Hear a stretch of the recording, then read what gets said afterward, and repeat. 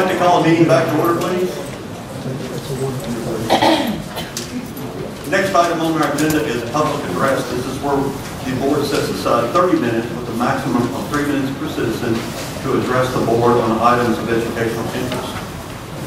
And I would, at this time, make a note that we do have a lighting system, and that the lighting system is green for go. When it hits yellow, we have 30 seconds left, and when it turns red, your 3 minutes is up. And at this time, we have no one signed up for public address. So at this time, I will open it up to the audience, and if there's anyone who would like to address the board, please step forward, state your name and address.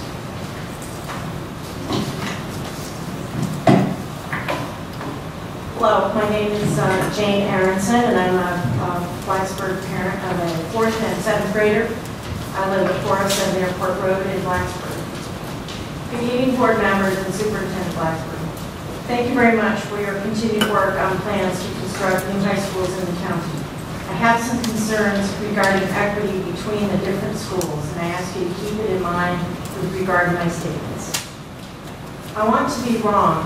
I want to be wrong in thinking that the proposed footprint of the new BHS has decreased from 306,000 square feet to 280,000 square feet, with most cuts being made to constructional space. I want to be wrong about the fact BHS's core classrooms ranging in size from 740 to 780 square feet do not meet the county's guidelines, which are a minimum of 800 square feet, but Auburn's do. I want to be wrong in seeing that 14 teachers have to share a roughly 735 square foot space between them to plan lessons. I want to be wrong that proposed resource rooms and fine arts areas have shrunk considerably, and that the size of the auditorium prevents BHS from ever hosting district and state level competitions. I want to be wrong in thinking that once this footprint is locked in, there's no chance to make changes. I want to be wrong in thinking that many of the responsive and reflective changes made to the plans after teacher input by the design team have been reduced. I want to be wrong in noting that the proposed softball and baseball fields don't have toilets, dugouts, or irrigation. I want to be wrong in seeing that a track coach who's brought hundreds of student athletes to state and national level caliber is not getting a safe, cushioned competition track capable of hosting meets. I want to be wrong in seeing that the desirable pathways newly proposed to connect the community access to the campus have at the same time cut across the cross-country track in several places. I want to think that the information received from a parent representative at school construction planning meetings is wrong, and that Blacksburg Strand students aren't getting shortchanged. I want to be wrong that it appears BHS is the only recent school construction project that will not be built to county space standards. I want to think that you know why this is so, what the differences are between BHS and the other high schools, and that you will tell us. I want to be wrong about the fact that there's been very little information shared with the community since June. I want to be wrong in thinking that the expedited process is not separate from public participation and open communication. I want to be wrong about the transparency of discussions, plans, alterations, and decisions promised in the PPEA agreement that have not occurred. Please prove me wrong. Thank you. Thank you. If anyone else would like to address the board at this time, please step forward and take your name. Thank you, Mr. Jones, Superintendent Blackburn, Superintendent Shannon, board members. My name is Connie Froggett, and I am the parent representative on the planning committee for the new BHS that Ms. Aronson just referred to. And as I pointed out in our last planning commission meeting, I am so far the only person included in this process that is not in any way directly or indirectly paid by Montgomery County, and that concerns me. I am the only independent voice there. But I have other concerns as well. Superintendent Blackburn made a very valid point at the last meeting when we were discussing the layout for the new cafeteria. The discussion centered around the fact that the students seem to prefer a traditional cafeteria setting with the long institutional-style bench tables, as opposed to the modern food court design with round tables and food kiosks that are becoming common in schools now. Her point was that we were not just replacing or rebuilding the old BHS, but that we were building a 21st century learning campus. I totally agree that that is what we should be building, but my concern is that we aren't. An auditorium that doesn't hold the student body from the day it opens is not a 21st century campus. Classrooms that don't meet the county's own standard for square footage is not a 21st century campus. Competition baseball and softball fields that don't have dugouts, bathrooms, or any form of irrigation is not a 21st century campus. 12 to 14 teachers crammed into an office smaller than a classroom with no adult bathroom facilities is not a 21st century campus. A track field with an antiquated asphalt surface and no lighting is not a 21st century campus. A child care program without an observation room is not a one adult unisex bathroom shared by the main office, the guidance office, the library, and the faculty lounge is not a 21st century campus. And stage dressing rooms the size of a single handicap bathroom is needed. And the list goes on and on. We still have a lot of work to do on this committee. And I feel we are being pushed by the schedule as well as by the budget to get these plans finalized within the next few weeks, and we're not there. The plans that you voted on at the beginning of the summer have changed considerably since then. Core program space has been lost. I urge you to take the time to look at these plans again. There is a large plaque, I noticed today, in the entrance foyer to the building that used to be Blacksburg Middle School and is now Blacksburg High School. That plaque includes the names of the school board and board of supervisor members that approved the original resolution for that building. The new BHS will likely have a similar plaque with all of your names on it. Please make sure it's a building that you will be proud to bear your name. Thank you. Thank you. Is there anyone else who would like to address the board at this time? Please step forward and state your name.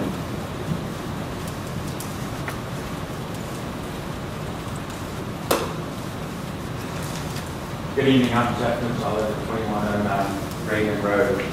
615 days ago, Blacksburg High School collapsed. Unfortunately, we've had one groundbreaking in Auburn, and perhaps it's time now for one in Blacksburg. But the question that we're all asking now is why we're breaking ground on it. We know that once the pad is set, the building is set, the square footage is set. What we've seen happen over the summer is that the footprint has really basically not changed. For some reason, from the very first meeting that occurred, there was not enough money for Blacksburg. Perhaps that's because when the Blacksburg budget was put together last fall, it was assumed that we were all moving back into a repaired building, and the numbers were not given serious thought. For whatever reason, from the very first moment the construction of the new Blacksburg High School was considered, we were confronted with there's not enough money, there's not enough space. That was true in the special meeting that was held for the parents when we were excluded from the first meeting right at the end of the school year. We anxiously await the updated plans. Our participation in this project that was supposed to be transparent has been almost nil. We've watched as much as we could and learned that the plan is very fluid. We've been criticized for disseminating wrong information, but let me assure you that the information we have distributed was what we knew to be correct at the time it was distributed. Our hope is that it will be made wrong because the numbers that we've pushed around have caused people to make changes. We understand that Auburn has had to have cuts. We're going to look at that closely. That was never our intention. But we do believe and trust in what you all said last spring, that the schools would be equitably built. And even though Blacksburg is without a high school, and we agree to cooperate with the Auburn high school parents to push them forward, not to the exclusion of just having a Blacksburg high school, we think at a minimum those schools should be built the same, and we're going to watch that very closely. I agree. If Blacksburg's auditorium is only being built to hold, say, 80% of its projected enrollment, shouldn't Auburn's be built to hold 80% of its projected enrollment? If Auburn's getting a special athletic space for wrestling, shouldn't Blacksburg at least get the track that's worthy of the student athletes that participate in that sport? Ultimately, as a board, you're responsible for this, and I don't envy you for that, because I know that the Board of Supervisors has done everything that you've asked it to do, and the town council has done everything, and Blacksburg has done everything that you've asked it to do. And you all have some tough decisions to make. Is it time to consider not building Auburn Middle School and transferring funds to make sure you have a good Blacksburg High School, a good Auburn High School, and use the leftover funds to lay the groundwork for Auburn? I think you've got some tough questions ahead of you, and we look forward to seeing how it unfolds. Thank you. Thank you. Anyone else who would like to address the board, please step forward and state your name.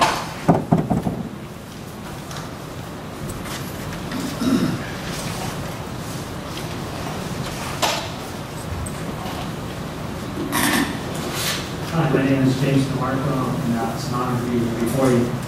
This last couple of years has been incredibly difficult. I don't envy what you guys have all undergone in the administration of Montgomery County Schools. I've done between balancing on building an elementary school, 2 high schools, planning middle school, trying to get that off the ground, and then just doing the general maintenance of all the other schools. That's a heck of a job to do, and they have been working really hard.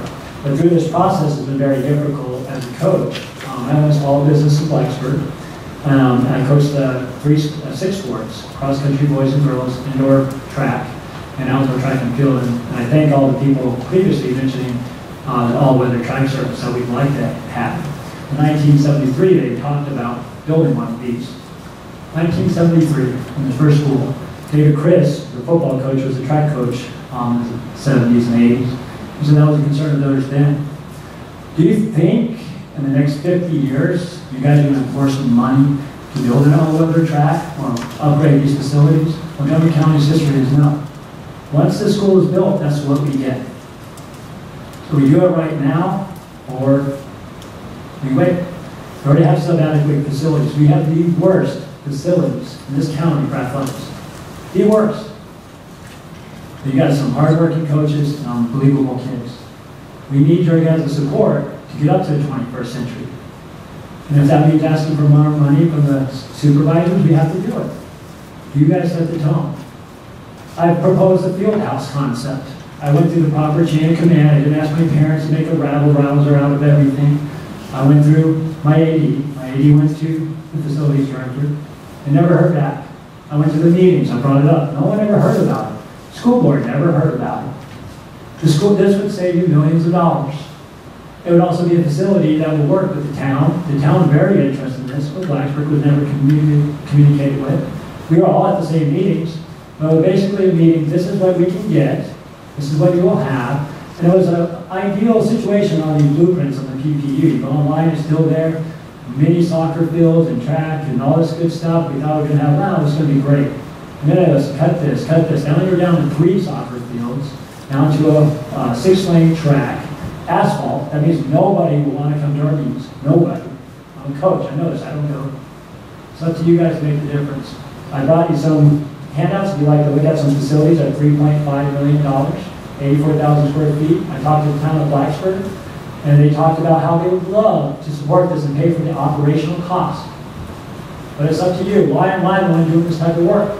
Why was my input, when I go to the meetings, even taken seriously? I was laughed at. I'd like to get something nice for this community.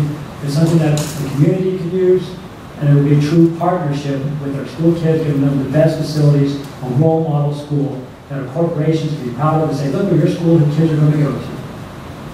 But it's up to you guys. Thank you so much for your time.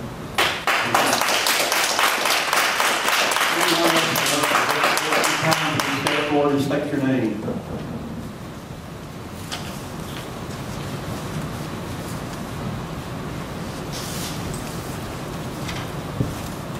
Good evening. Ms. Blackburn, members of the Pull school the mic down. Pull the mic down.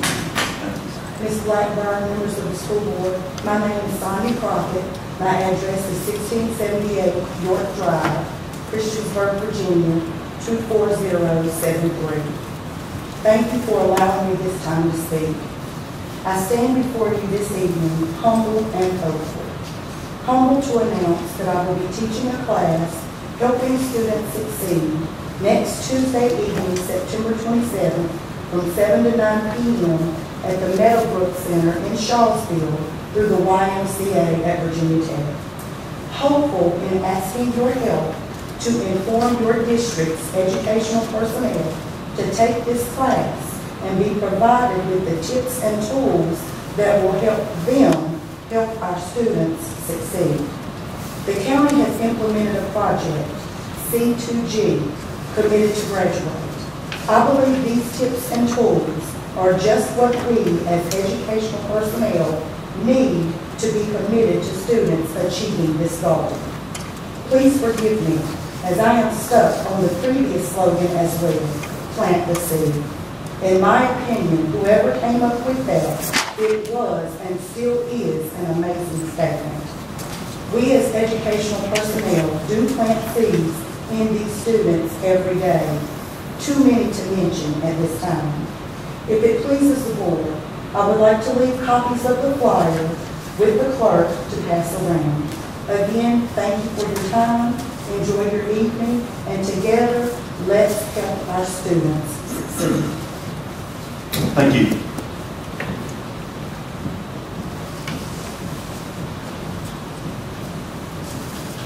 I'm Nancy Phillips at 2800 Shadow Lake Road. I'm a high school student and a middle school student.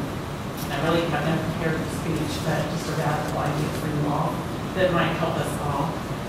Both my children are involved in fine arts, so I don't want you to think I'm trying to hurt the fine arts department. But the idea would be for recent band concerts, the last 2 years, we've been traveling to a wonderful facility at Christiansburg High School, a beautiful auditorium. And it occurs to me, since we can't build an auditorium that's really going to fit the school, why not share? Why not enhance Christiansburg auditorium and let Auburn and Blacksburg and all of the surrounding high schools share some facilities? And fine arts, I'm not saying don't build their stage or take anything away from those departments, but the auditorium, as Ms. Blackburn has pointed out, the seating is expensive. There's a lot of money going into a building that is not used very often. In a lot of the larger metropolitan areas, they share stadiums and all sorts of facilities. And I just think that this might be an opportunity to take some of that money and not shortcut the fine arts, but to share that one facility and take some of that money and put it elsewhere. I fully support the track ideas that our coach has just spoken of. If you go to any restaurant in this county, you see families and students here from the aquatic center that have traveled all over the state in an indoor facility that could be shared. Teams travel to from North Carolina and Georgia to the indoor track meets at Liberty University because they have an indoor facility. So there's a true economic opportunity here for development and some joint sharing of funds. So just two radical ideas to put in the hopper. Thank you all for your time. Thank you. Anyone else who would like to address the board at this time, please step forward and state your name. Seeing no one, public address is now closed. Next item on our agenda is the personnel report. Board members, if you have a personnel report before you, a motion for approval. Any discussion on the personnel report? All those signify by saying aye. Aye. Any opposed? Motion carries. Next item is payment of bills. Pay the bills as presented. Have a motion and a second. Any discussion on the bills? All those in favor signify by saying aye. Aye. Bills have been paid. Motion carries. Next item is consent. Is there anybody who would like to pull any items of consent? And I would call your attention that there is one of the, I think,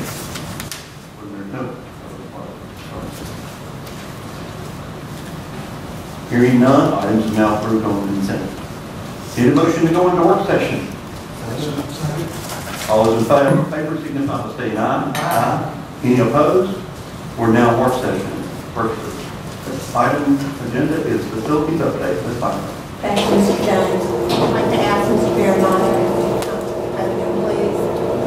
Dan will be speaking about our usual once-a-month facilities update. He will brief you on projects that have been in process and complete, as well as those that are continuing to be in process.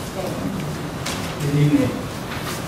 Same overview as previous months, and we'll begin with our structural checks. We did report last time that we were all complete on the items that master engineers of Lynchburg found in their initial report and in their report from this summer where they looked at the high walls at Auburn High School, Christopher High School, Charlottesville Middle School. I did want to show you some pictures. I have a couple from AHS Gym. I just talked about it last time. to show you those things. Also, we're following up from the earthquake that we had. We didn't find anything that we could definitely pin on the earthquake, and nothing fell off. However, there were some various cracks noticed in the schools that maybe hadn't been noticed before, or which often happens after an earthquake. And we're following up those by visits from a structural engineer. And as he recommends, any follow-up, we'll follow up on those quarterly as we have the CHS and Shondaland Middle School. This is some of the high wall study that was done, indicated that a couple of the walls at the Auburn gym were not structurally adequate to the design standards of the time, which was the 1970s.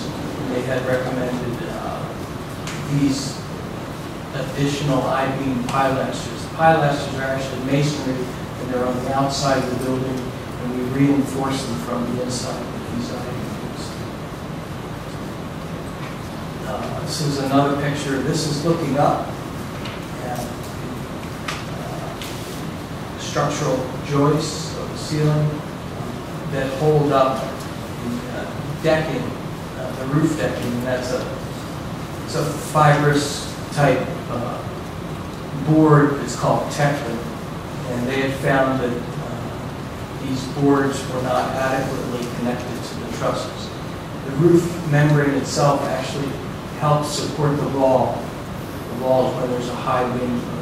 So we went back as the engineer directed, and see along the joist there a number of different screws sticking through.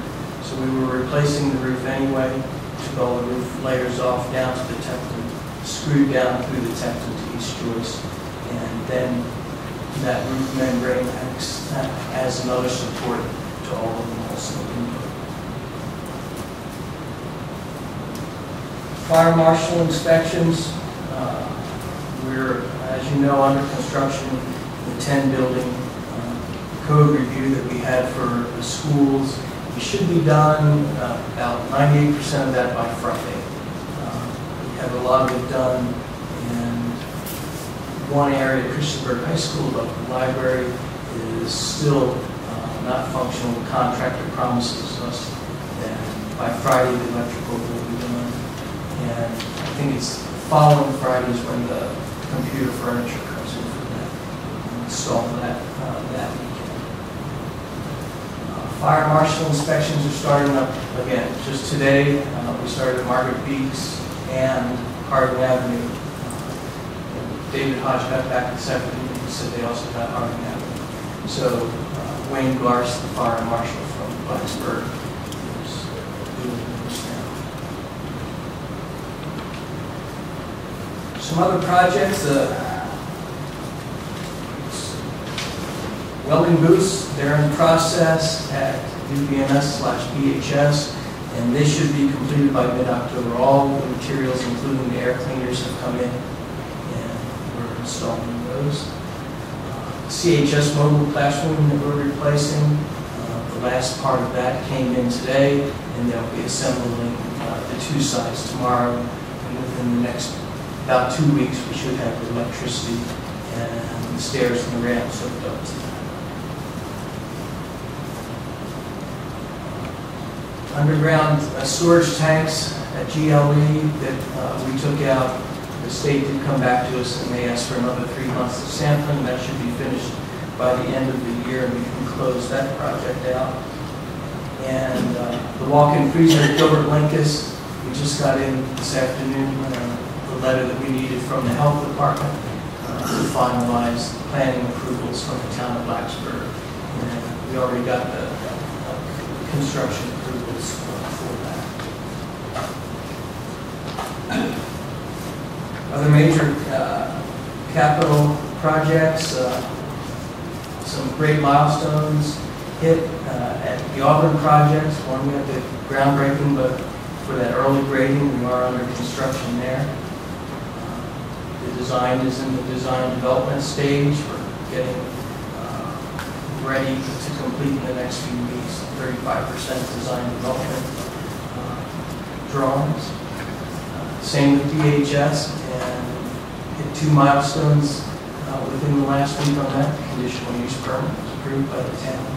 We've also awarded, branches awarded the furlough grading project on that, and I believe they're supposed to be starting out on the site today. So that's great news. New prices for it, we're still shooting for the end of the first grading period. Contractors working very hard. Lots of technology is going in from with our technology department. All of the equipment is now in the school. Contractors wiring up the last few technology rooms with the switches, and hopefully within the next 3 weeks or so, that will be all done. Lots going on. We're watching closely that the quality doesn't suffer from the push. We do plan next Tuesday to decide if what we're planning at the end of October date is a go. I think we won't have any trouble getting the building by then. I'm not sure that the school will have enough time to move in. It may be 2 weeks, 10 days under the current schedule. So we're going to evaluate that next Tuesday. One thing on Building C, this building, as you know, we're going to move in here from the school board office after the county courthouse house is finished. And we've been working with Ron Bonham and the county engineer and finalizing our design to redo Building C and move in. And we think that will probably be next summer. Vacant facilities, not much new there. We did have a yard sale at Blacksburg High School on the 9th of September, and we are, although we're moving out, we're not using the building, we are still using the sports fields. On the planning side, the redistricting is a big item, and we did have our first planning meeting on the 9th, county and town planners, also a lot of people from our school system, and you are scheduled to have a presentation on that on October 4th.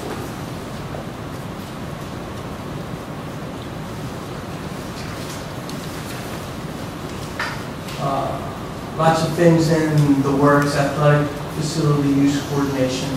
Big thing we had to work on lately was the loss of the fields at Auburn, and we're working with everybody to manage where everybody goes with that. Of course, we lost those fields because we're building and we're doing that earthwork.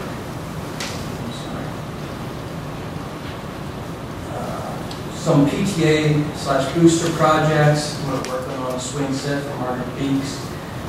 We did 3 trees in coordination with Kelly Pleasant and for Polly Zeiger at 3 different schools. One I didn't put on here that I wanted to mention was we moved the goalposts from Old Bill Brown Stadium to the practice fields at New BHS. And we had help there from Mike Snyder and Associates did the actual digging and installation of the goalposts, and Jordan Truesdale from Truesdale Engineering did the engineering for that. It's all coordinated with the town, Parks and Rec, and everybody. It went really well. CPS, we installed a fence there to help with traffic. We also got a design, preliminary schematic design for an access road for parents to drop off and pick up their students. It looks like that may cost about in the $50,000 range. It would help out a whole lot, and we're going to be looking for money in the next year or so to fund that. And I did want to mention the flashing lights. Dreamer, we did the one at Eastern Montgomery Elementary School going for the early releases. And it was a lot of Fortran type programming of the flashing lights, but we're working on the rest of those. We hope by the next early release we have all of them done. We did do Eastern Montgomery Elementary first. because that's a 60-mile-an-hour speed limit when there's not the flashing lights, which bring it down to 35. Energy savings, contract Petco is continuing to work there. Lots of work still at CHS. Things are coming under control. We refilled the hot water system last night after changing lots of valves and pumps, and we had a few leaks. We're taking care of those.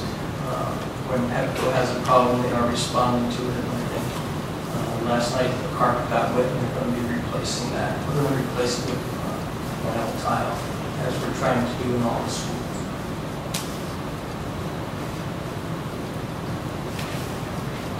Okay, the things that are finished on the next report, they'll be removed, and I'll just show on the next report things that are new or still in process. Questions? Any questions for Mr. Bernardo? I have one. The furniture, the items at old Blacksburg High School, are we going to be able to reuse anything from there at all? Are we going to be able to pull out and reuse anything at all? We've used some. We're still holding some of the CTE equipment Okay. In that area, which would be there, but a lot of the items have been sorted through by the staff of Blacksburg High School. Okay. And we've offered them up to other schools to look at for anything that's used before we dispose of it. We don't have any place to put them, so if schools can't use them now, or something that's not playing with the new school, we're taking that and get rid of to dispose of. And it's the same as true for prices for. If there's anything that we can reuse, we're trying. Same way. Anyway. Same on Eastern Montgomery or Elliston, when we cleared that, we offered to the schools for them. Okay. And all our schools, when they're looking for something, they send in a list of the items they're looking for, so we also evaluate what happens and send to them. We do not allow a teacher to just come straight through without going through the principal with it, because if the teacher wants something, they need to go through the principal and make sure they can use it for the building. Anything we have is available in the school. So this is part of the process too, of turning it over to the board of supervisors, getting the building cleaned up and ready to turn over. That is part of it. We'll still need it for one, we can hold on to it for storage. If something changes, then we'll have to probably find a storage location for some of the large CTE items that we'll have in place for. Thank you. Thanks, Dan. Next item is 0911-193. Need a motion to return to regular session, please. Second. All those in favor signify by saying aye. Aye. Motion carries. Next item is the superintendent's reports, recommendations, and announcements. Next item is 0911-193. It's our Winning Choices resolution. This is actually the 11th year that the community has supported Montgomery County Public Schools Character Education Initiative, which is known as Winning Choices. Our schools are gearing up for the events this year. Elementary schools will be visited by the ICANN man, who's a former school counselor and who uses music and movement to address bullying with students. Our middle and high school students will hear from Candace Simons, who's a former rocket scientist, who now raises students to new heights with his motivational success story. There are 2 Winning Choices community events this year, opportunities to hear the speakers that our students will be hearing. And we'd like to say a very special thank you for the sponsorship that we get from the community. There are 4 local Rotary clubs, the Virginia Tech Athletic Department, the Virginia Tech Corps of Cadets, and the school system staff who invest time, energy, and financial resources in these programs. I'm asking the board to adopt the enclosed resolution to celebrate Winning Choices week. I'd also throw out to those who are in the audience today that we're still looking for a local business that might be willing to sponsor the placement of our winning choice resolution in the Roanoke Times so that it would get some public exposure and get families perhaps talking about what we're trying to address in winning choices. And I would be remiss not to recognize Sharon Zuckerberg. Sharon, would you stand please? And one of you are. Sharon makes this happen, and she does it in what appears to be effortless, but I know the hours of hard work that go into pulling off winning choices each year. So thank you, Sharon. And with that, I would ask the board to adopt the resolution. So moved. Second. Question? Yeah, tell me about this sponsorship again. We're looking for a business or a benefactor who might be willing to sponsor actually placing the resolution in the newspaper, which would publicize what we're doing in our schools, but which also would perhaps spark conversations in families about what the real meaning to winning choices is. Who's sponsored? Sharon, would you like to address that? In the past, Kroger has at one time sponsored, that was part of the partnership with Winning Choices, and they sponsored that. And over the years, as we've changed the format, we've changed the presentations. That was one of the pieces that we, instead of using that money to provide that sponsorship in the Roanoke Times, we put it towards providing the assemblies for students, and we're really looking to use our resources to benefit more students. That's still something that we put out there to the community in hopes that someone will be able to pick it up and sponsor it and get that word out, what Winning Choices really is and what our character education programs do for our students. And what's the cost of the sponsorship? It depends on the size of the ad. I think at one point a full place ad in the current was about $800, but I don't have on that. Is there a committee that's looking for this benefactor? Yes, there's a planning committee that works on this every year, and that's something that we put out there. We have many local businesses that support the Winning Choices program, and we appreciate all of their efforts. But this is always something that's a need to get the word out. Is there a deadline when you like that?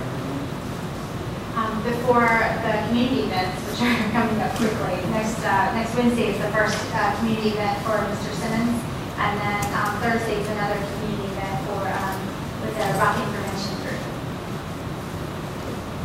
My questions are, first of all, many of our elementary students will be visited. Which schools will you visit? Do you know? Well, all of our elementary schools will have a program. Okay. And at that program, there will be a student athlete, a member of the cadets, a Rotarian, and many schools have added their commit to graduate and their character counts and their other character education programs. So every single elementary student will participate in an assembly. The ICANN man will be specifically at 3 schools this year. And which ones? Harding Avenue, Eastern Montgomery Elementary, and Bellevue. And then Rocking Prevention will be at Christiansburg Elementary School on Thursday. And I can get that scheduled to you all if you're interested in this. But every single student will have an event at their school to go participate in. And then how are we advertising the September 28th and September 29th to the community and to the families? In many, many ways. I'm curious. We are sending emails to multiple listservs of parents that have been involved in community events in the past. At every community event, I collect names and contact information, so I'm using those listservs. All of our schools are also sending home flyers with their students, and some schools will use their school messenger to remind parents of the events. So we are using every avenue that we have to make sure we get as many folks out as possible. We're also being co-sponsored by the Montgomery County Prevention Planning Team, and so they are providing dinner at both of those community events, as well as door prizes. So it's dinner and a program. Is the Montgomery County Prevention Planning Team of Montgomery County the governing body? Yeah, this is a group. It's a group of many different representatives of many different organizations that meets. We just began actually meeting monthly. Before this year. We have met annually. But that's, everyone in the community is invited that has a say in, a commitment to the youth of our community. And so it involves a lot of different entities that work together. Thank you. Board members, we have a motion on the floor. Any further questions? All those in favor signify by saying aye. Aye. Any opposed? Motion is carried. Next item is 0911-194, the sick leave bank. It goes back to some discussions that we had earlier, and I wanted to see if we could get direction to bring closure to this discussion.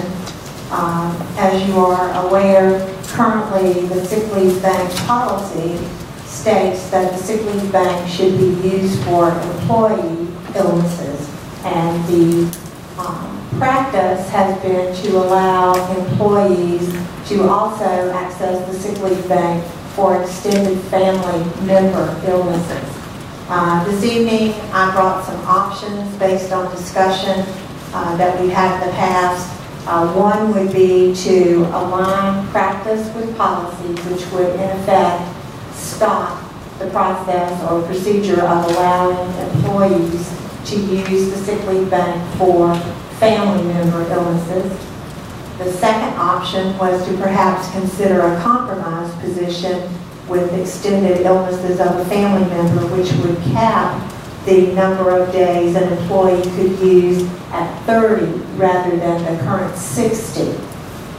And then the third option is if the board desires to continue as we are doing now, I can bring you back a policy change that would bring your practice into alignment with your policy. Just as to recap, I showed you at the bottom of the page the cost in the last 2 years to the division for the use of the sick leave bank by employees for family members. Board members' questions? Yes. Tell me what you referenced to 60 days was. The 60 days is currently the cap that you would access the sick leave bank for an employee or an employee's family illness, except there is an appeal position in which you could go to the committee and request 90 days. But in general, the number of days maximum for an employee is 60. Then tell me how that's different from the 4 days. Because I got the impression that you said there was no policy that did not allow sick leave for family members. And at one point it says it's 4 days, and then it said it was 6 days. Okay.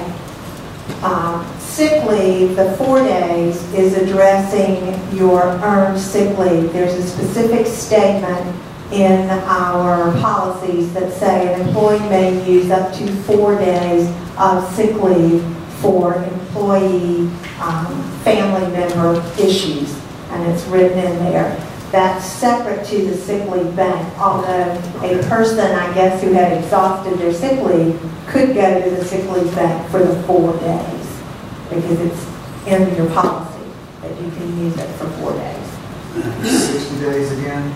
The 60 days is for employee illness. For example, take myself, if I've exhausted all of my sick leave, I can apply to the sick leave bank for a number of days between 0 and 60. You usually do a maximum of 30 to start with, and then have the opportunity to go back beyond. Okay, so there isn't, okay, so the reference then when you said 30 days instead of 60 days, there does not exist a policy that allows family member leave for 60 days. That is correct. You're just making the distinction between an employee's right to have 60 days. Right. I understand that. Okay. And the sick leave bank is made up of donated, totally donated? Sick leave days come from an assessment to the members, and I've shown you the number of members that you have in the sick leave bank at this point. When the sick leave bank falls below a certain number of days, you assess the employee members a day of their sick leave. And what is that? What is the number at which it falls below? I don't know. Mark, could you answer that? 200. 200.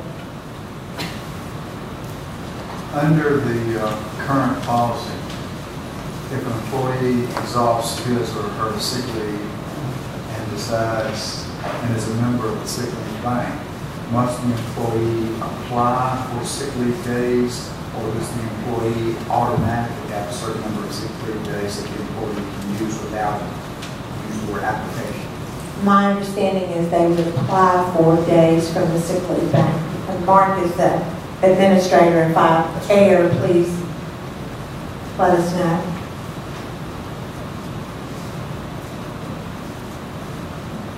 Our current practice allows them to request how many days for family members? Is it up to 60? Up to the 60. You give us three approaches here. As an administration, and Mark, I don't know if you had a group of students, have you indicated this would be the most feasible and practical with the most savings? My recommendation, as far as the one that would generate the most savings, is the first one, which discontinues the practice of access to the sick leave bank for family members. And the cost savings would be comparable to what you see at the bottom of the page. For example, in 09-10, the cost to the division to provide access to the sick leave bank for employed family members was about $80,000.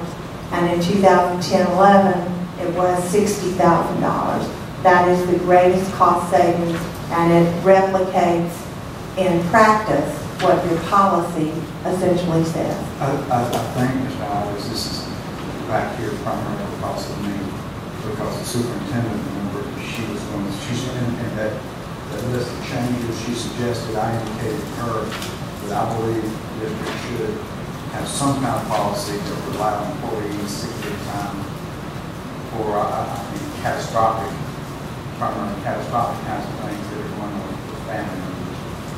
So her recommendation was to align the practice with the policy, and my recommendation is something else. Okay, now, the sick leave bank was initially for employees only. When did we start? It has always been administered as it is currently administered. So in the entire life of the sick leave bank, it has been open to employees for family member usage. This came to light when we were looking back in February, March at potential budget cuts. And at that point, it came to my attention that practice did not align with policy in this instance. Right. And I brought it as a possible budget cut. It's always been administered just like it is now. Right, but the intent was just for employees. That's the way your policy is written, that it was for employees with catastrophic illness. So we haven't been following policy. And because we haven't been following policy, we've been gracious enough. This is the cause of the cause impact for not following policy. That is correct. I'm not saying it's right or wrong practice. I'm just trying to pull together in my head. Okay, do we change policy or do we carry policy? I think that's what administration is looking at. My union groups go to past practice, and both parties are aware of for a period of time that this is what you've been doing, then keep doing. So based on that, then we would change policy. No, and based on that, you keep doing what you're doing. But it doesn't, we have to change our policy to align with what we're doing. Okay, I'm sorry. That's what I'm trying to get. And I think that's what's before us. And also the question of whether the compromise, which is in item 2, instead of 60 days, we look at 30 days. Minimum. The cost, is it safe to say that if we went to 30, we would divide this in half? And then It would be a good estimate. So, Ms. Franklin, your suggestion would be to align policy with current practices, which is number 3. Well, you know, I was just kind of throwing something out there. Because one of the things that also our employees have at their disposal is now FMLA. Even though it may be unpaid, it's still leave that they may take without jeopardy to their, employment. So, because our policy, and I think I was here when that went into place, but remember it was for employees. And I don't know why it wasn't done that way. So, for me, it's a compromise. I would do 30 days. My suggestion would be align current practices with policy. We've been dealing with a lot of policies that seem to be causing us a great deal of angst lately, to include the discipline. And here's an example right here where we're not following policy. And my suggestion would be that we follow policy for 2 reasons. Number one, be a great deal of savings. And number 2, if this policy that we have, that we should be following, is not exactly what the county wants, then we should form a committee and come up with what we need and what we should have. But in the meantime, I don't understand why we're not following policy. We did speak with the sitting members of the sick leave bank. There's a committee, and at least one of those members has been on that committee as long as it's been in existence, and they indicated that that had been a practice. How it got decided, I have no idea, but it is how it has been done. Of the, I believe there's 7 members on the sick leave bank committee, 6 indicated a preference for not extending the benefit to employee family members.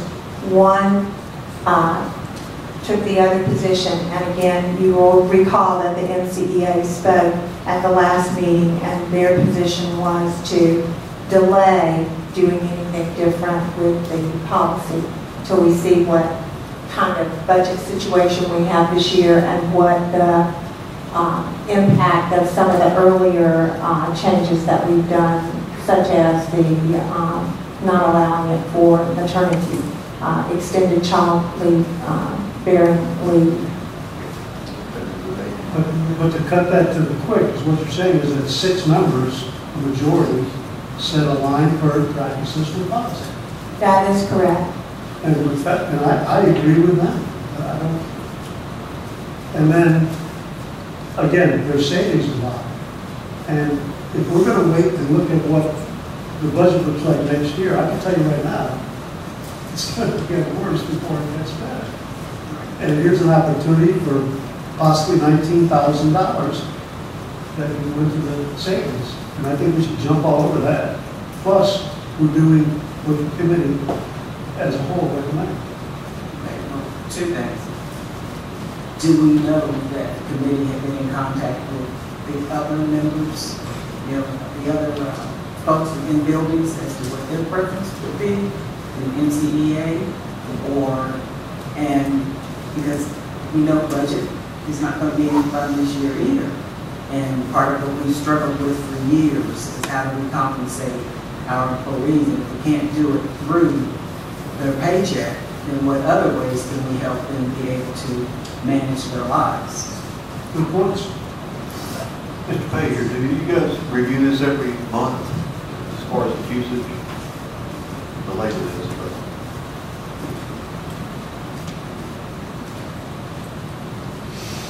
if you see this thing starting to go wild all of a sudden. Yes, sir, we do. At our monthly meetings, part of the agenda is an accounting of how many days are still in the bank. And to address the question that came previously, 4 of the 7 members are teachers appointed by the MCEA. And 3 of those 4 MCEA appointed members voted to align the benefits with employees only. One of the members is a facilities employee, and he communicated with me directly, actually with the whole group, because as we voted online, I said everyone needs to vote with everyone's address so that there are no surprises. And as committee members, we know what your position is. That was a reconfirmation of their position because previously, for many months, they had stated to discontinue this practice. When we're talking about 30 days, we're talking about 30 to 14 days. Yes, sir. So that is equivalent to 6 weeks. Yes, sir. Minus holidays, non-student days, and any snow cancellation days. Right. The number of the sick leave bank, is that days or hours?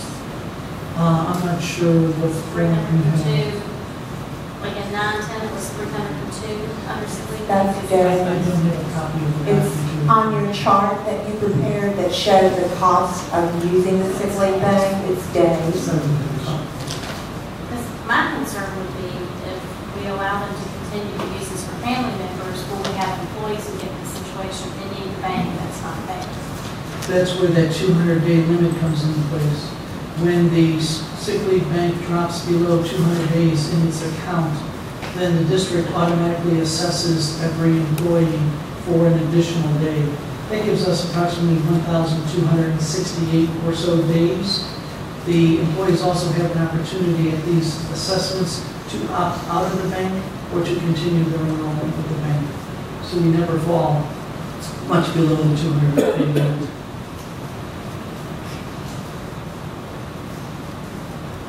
Since I'm the one who asked this, I believe that it's a good benefit for our employees when an employee faces a situation where a family member has a catastrophic illness. For us to give that employee the benefit of not worrying about income, not worrying about a job. I think $19,000 is a small price to pay for that.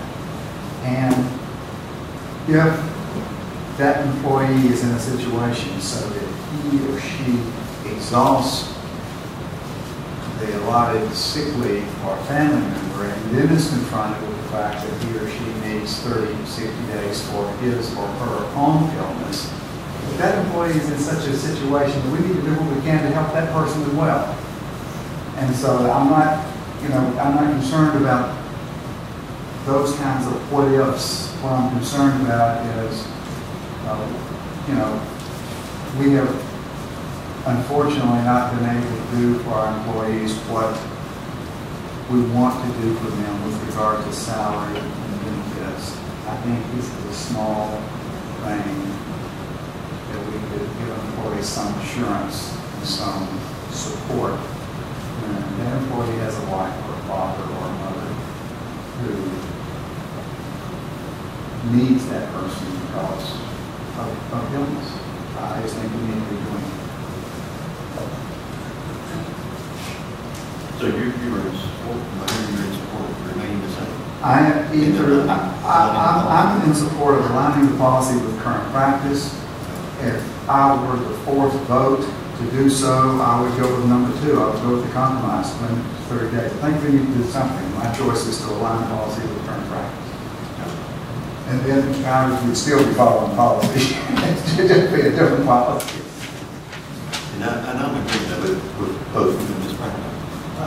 With number 2, I believe that we have a very small avenues of how we can help our employees. We're very limited, and I think we need to align this policy. And I think if we limit it to 30 days, that is 6 weeks. I understand that in some cases 6 weeks goes by fast and may not be enough. But I do think we need to look at it. And then we can, my only request is that if we make these changes, come back to the value of how it works. Because we're not able to offer our life. We're very constrained. I'm in favor to limit the policy. So, lots of discussion, but no motion. Well, I just have one thing to add to the 30 days. In case, especially if it's catastrophic illness, that folks would be on a case-to-case basis, be able to come back and ask for an extension of another 30 days, you know, if it was warranted. That's fine. I can support that. So, I'll make a motion that we, information. Okay, bring it. Okay, bring it back next time. No, we got a work session, Shannon, but it's still for information and discussion.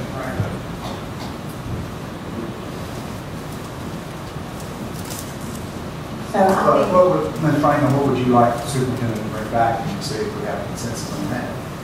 That we follow number 2, modify the policy to allow employees to use up 36 sick leave bank days for immediate family illnesses with the option of extending it for 30 more days on a case-by-case basis. Have we not moved information items to action? I guess I'm just curious as to why We have, but it's been unusual, and we're talking about a policy change, so it's going to take 2 reasons anyway. Once Mr. King brings the policy. I think I hear maybe that I'll bring back to the board for your consideration a recommendation for a 30-day with an opportunity or an avenue for an appeal to the sick leave committee for an extension with extenuating circumstances. I think I misspoke. This is not school board policy. This is sick leave policy. It's in your school board policy. So you'll bring it back as the first reading and possible action, but we could wait that and approve it. I have a second reading. Well, let me make one more comment, if I may. I think we should follow policy. I think that's important. If you bring it back as a policy change, I can certainly negotiate down to and agree with 2. But I'd also like to see, is there a savings involved there with number 2? There would be a savings. It would not be to the extent of what you see at the bottom of the page, but there would be a cost savings. So I would agree with Ms. Franklin and Dr. Hopkins, and we should bring in number 2. Okay, any further discussion? Ms. Buckner, do you have the direction you need? Yes, I do. Thank you very much. Next item. Next item is 0911-195, design and construction update. And I'm going to go to the podium and spend just a little time this evening taking us back to July the 5th, 2011. We approved a PPA comprehensive agreement and perhaps set the stage really for the potential that we'll have a special presentation from the construction company and architects on the 27th that would provide you details as far as the development of the projects to this point.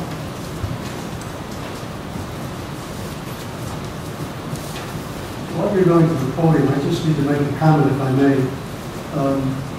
Connie, Jeff, and Joan, and received an email from Christy Snyder in reference to a whole lot of information that they have. And I just really feel out of the loop. And I'm hoping that this will bring me back in the loop when we go through this evening and when we finish up with on the 27th, so that I hope I'll know as much as they know about what's happening. Actually, the 2 presentations, the one that I do this evening and the one that you will hear on the 27th if the board sets that meeting day tonight, should provide you the most current information on the projects. I'm going to start by providing you information regarding the design and construction process work that has taken place since the school board approved a comprehensive agreement with Branch & Associates on July 5th, 2011. I'm going to primarily focus on Auburn High School and Blacksburg High School because those are the projects that are planned to have a completion date by summer of 2013. And although we have also been working on Auburn Middle School, we have not been as aggressively addressing Auburn Middle School as we have Auburn High School and Blacksburg High School.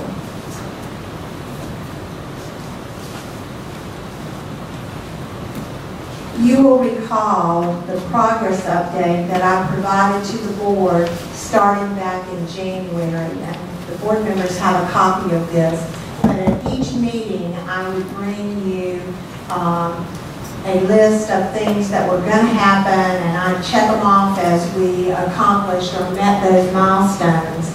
And I just wanted to refresh everyone's memory about what that looked like, and also to talk about a couple of the milestones in that process. The process that we have been engaged in was triggered by the receipt of an unsolicited proposal on January 28, 2011. The unsolicited proposer made contacts to schools, district staff, reviewed facility planning standards. However, I think it's very important to understand that they were not responding to a request for a proposal. This means that our definition, Montgomery County Public Schools' definition of the projects, whether it be AHS, VHS, or AMS, had not been fully defined for the three schools. In contrast, when you put out an RFP, owner guidance is much more definitive.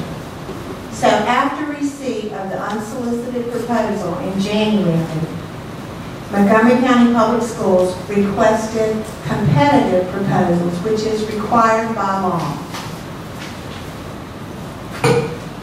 A source for guidance for all of the proposals, whether it be the unsolicited proposal or the solicited competitive proposals, were the Montgomery County Space Requirement Standards and Capacity Size Standards adopted by Montgomery County Public Schools on February 8, 2000. The document preface, your standards document preface, states the following. These standards should be used as a guide for planning, designing, and evaluating school facilities. During the 45 days after we posted the RFP for competing proposals, additional proposals were submitted, and the original unsolicited proposer had the opportunity to make modifications to their proposal. The next area in the chart that I would like to draw your attention to is April 27th through June 2011. Following the board's identification of a proposer, Montgomery County Public Schools worked with a consultant, in this instance Arcadis, to provide detailed proposal, scope, and terms. You reviewed with our consultant, we reviewed all of the proposals that were submitted, narrowed that down, and identified one proposer to continue to do work with.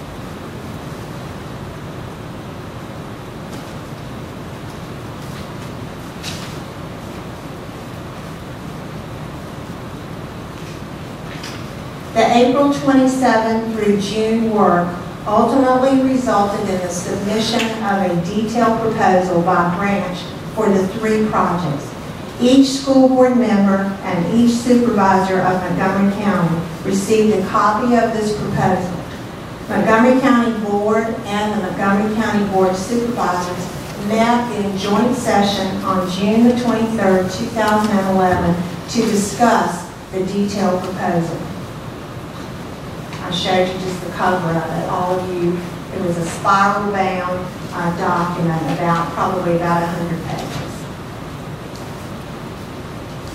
Inside this document, there was a key piece of information, and it was the price proposal. The price proposal was discussed at length during the joint session.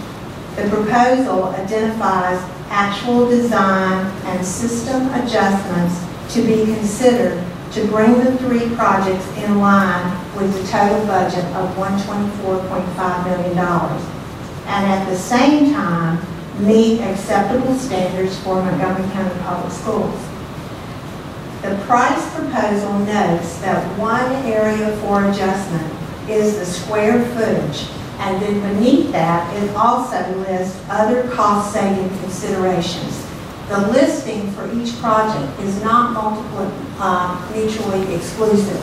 In other words, if you look at AMS, it says reduce the square footage to 120,000 square feet and reuse the auditorium seating and reduce science casework to 4 rooms and owner to provide smart boards. So in other words, it was not just a matter of picking one of those things. It was a matter that these items, in the case of AMS, work together to bring the project into budget.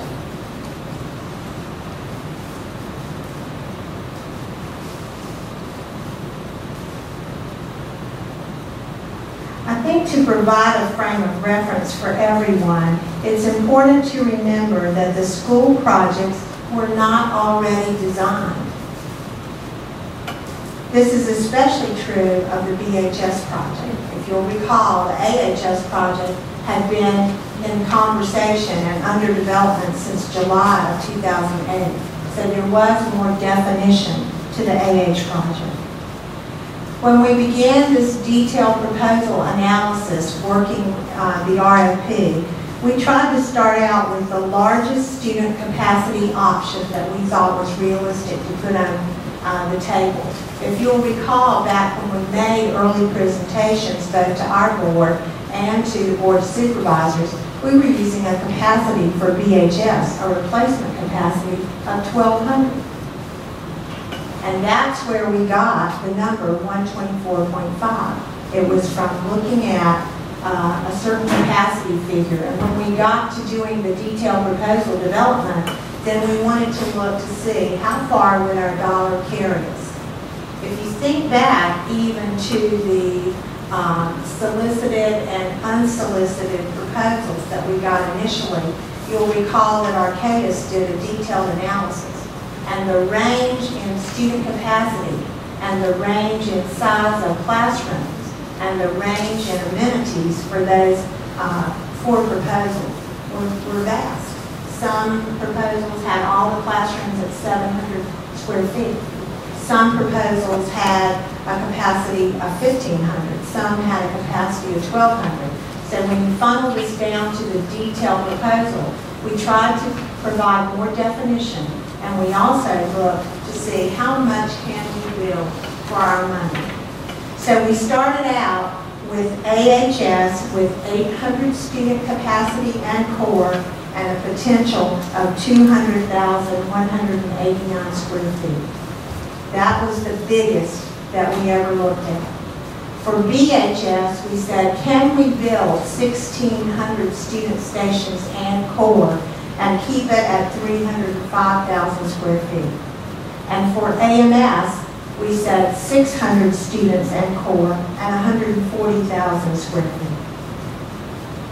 And the answer to the question is that we could not build this space within our budget. And we came to agreement within budget with the following, and this is where this page 82 comes from.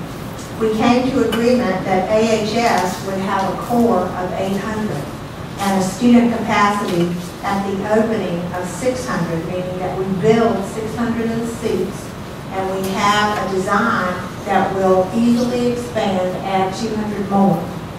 And we make the size of the building 175,000 square feet. And that's what's shown on page 82. In BHS, we compromised with a core of 1,600 and an opening capacity of 1,400 students and 280,000 square feet. And with AMS, we came to 600 core, 180 student capacity at opening, and 120,000 square feet. These student capacities and square footage requirements have been used to frame the design discussions that have been taking place between the building committees and the architects and construction company for the project.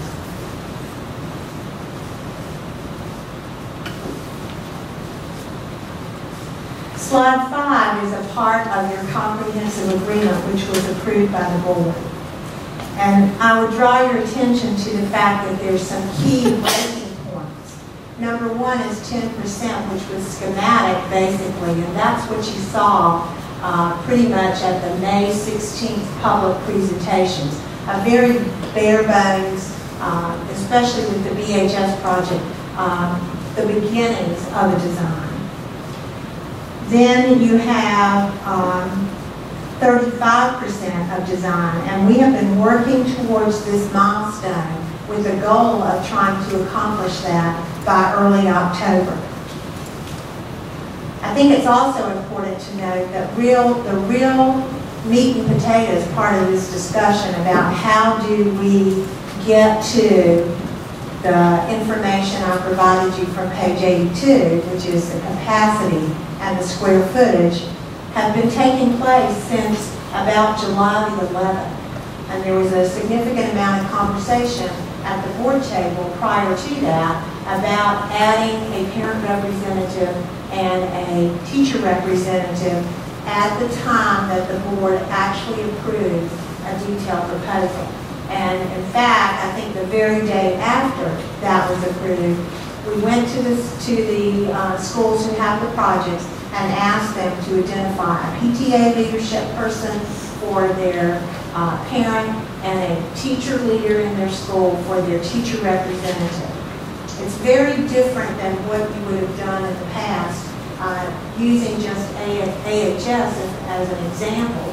When you did your design bid build process, you had a large number of folks, including multiple numbers of parents and community members on a committee that, in the case of AHS, met for over a year talking about design.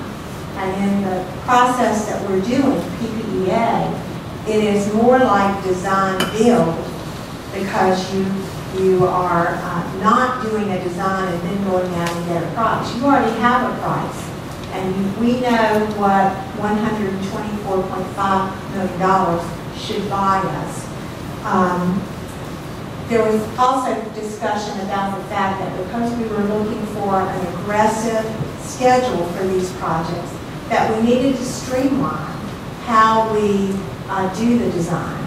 And that's not to not inform people, but it is to try to use a core group of folks to provide direction and then take a certain stage of development first to the board, because you have the ultimate approval authority, and the first one comes up again at 35%.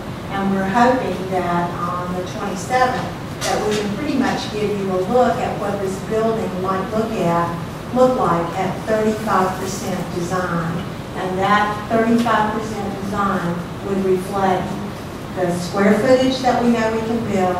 It would reflect the input that we received from the steering committee at the school that included a parent and a teacher, as well as some staff members and school administration. And although you see that core committee, I can attest to you that the input has been much broader based. The other Tuesday afternoon, I stopped by the BHS meeting, and every athletic coach who could come to the meeting was there, and every physical education teacher was there, looking at what the building committee had been doing and saying, well, this is good, or this is something we'd like to see if you can address in some different ways. So although you have a streamlined committee, it is not exclusive of the stakeholders. And next Thursday and Friday, we have 2 days of full review at the BHS project, and the school will have security subs, and we'll have an opportunity for every science teacher to come and take a look, for every social studies teacher to come and take a look at where we are right now, so that they'll have opportunity to see what's happening with the process. And that follows most appropriately on the opportunity that the school board will have to see where we are on the 27th. I put this page in here because there's some critical review points on here. The first was the 10% The second is the 35%, which hopefully you'll see next Tuesday night. Then there is a 65%, a 95%, and 100% design review. Our goal has been to try to establish a footprint by the end of October. And this means that the 35% design approval is very important, because once you establish a footprint, you do confine yourself in terms of square footage of the building, or in terms, you still have internal reorganization opportunities, but you have a fixed space that you're working with, and that's why 35% is very important, and that's why in this aggressive time schedule, you are essentially running construction and design parallel to each other. And I say that because we've been doing things like the conditional use permit, we've been doing things like early grading packages.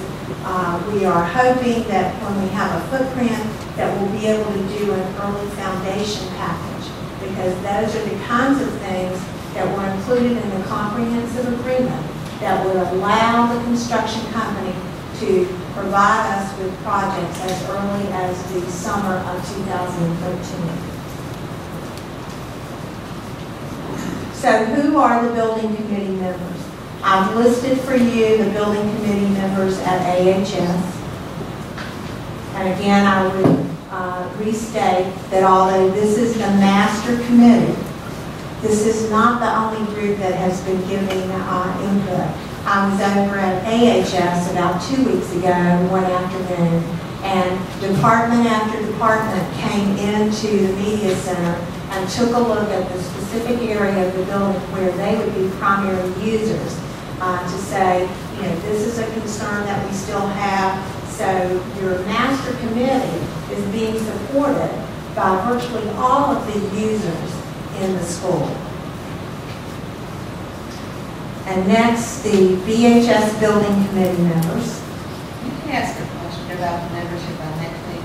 I noticed that Patty Boudreaux was on the AHS building committee and wondered why she wasn't on the BHS. She just wasn't put on there, but I can guarantee you that every conversation that I've been involved in which the science department was discussed, or the physical education department, Patty was on the phone. Last Friday afternoon, I went over to the BHS meeting in which they were looking at the first floor, which has a lot of the physical education facilities, and Patty was there. In fact, we have routinely brought in the curriculum supervisor for the specialty area. So when we talk about band and chorus and fine arts, we had Kathy either on the phone or in the room with a review and input opportunity. So the fidelity of the committee is a core, and there are a lot of other people who can supplement the input. There's no way we can design a science lab without having Patty. But you understand my question. Mm-hmm. Yes, I do. Thank you.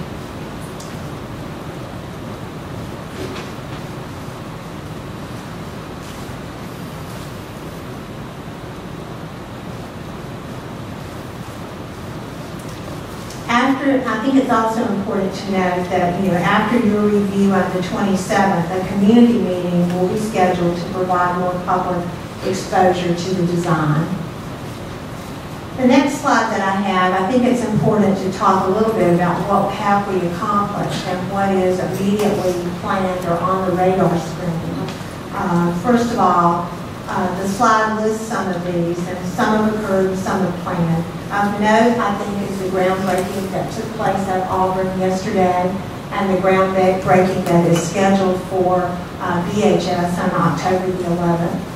The accomplishment of an approval of a conditional use permit, the 35% design owner review and presentation plan for the 27th of September. Public meetings after that. Branch is in the process of setting cameras on the work sites, so that there will be a link for you to be able to go directly and see what's happening on the work site with both of the projects. And many other things that will be forthcoming, but I thought it was important to at least touch base with a few of the highlighted accomplishments and plan events that are forthcoming. Been a lot of conversation about how the projects align with the program area comparison.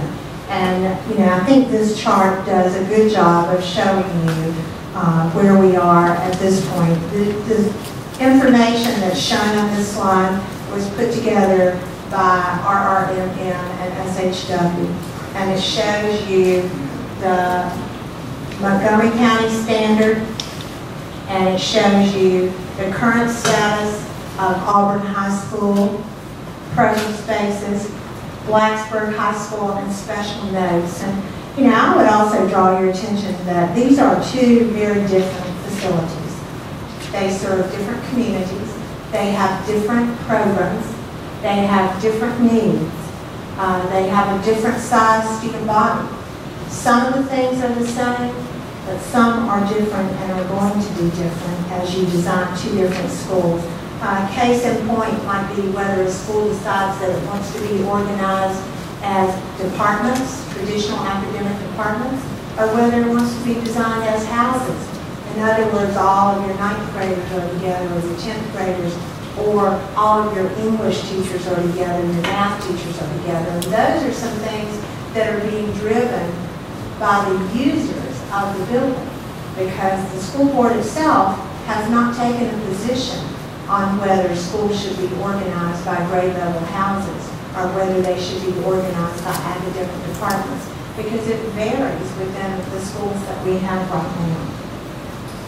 And if I can ask a question too, just looking, Auburn also isn't going to have a large career and technical education area as well. They'll have the simple 2 or 3 things, so they will still remain having to travel to Christiansburg. Am I correct on that? That is correct, because of the size of the school. So we try to strategically place some CTE programs, but they will not have the whole. That's where Blacksburg is getting that, right? Blacksburg has identified career and technical programs.